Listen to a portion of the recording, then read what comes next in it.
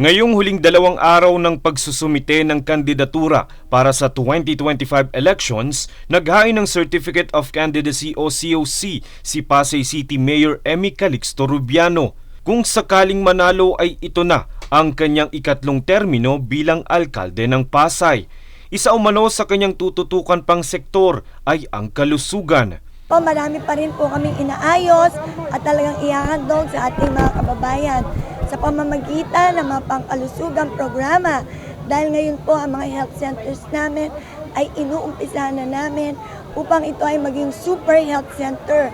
Upang may sa katuparan ang nasabing programa ay mas palalawakin pa umano ang mga serbisyong hatid ng mga healthcare center.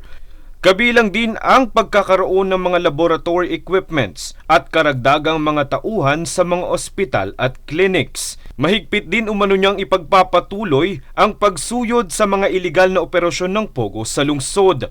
Ito ay bilang direktiba ni Pangulong Ferdinand R. Marcos Jr. na sa pagsisimula ng taong 2025 ay wala ng mga pogo sa bansa. Nagkomento rin ang kasalukuyang alkalde sa kontrobersyal na mga reclamation projects sa Manila Bay. Pagigit niya, masusing pinag-aaralan ng lokal na pamahalaan katuwang ang mga ahensya ng gobyerno ang nasabing mga reclamation projects. Tiniyak niyang hindi maaaring matuloy ang anumang proyekto kung hindi dumaan sa tamang mga proseso. Si Mayor Emmy ay tumatakbo sa ilalim ng Partido Federal ng Pilipinas o PFP.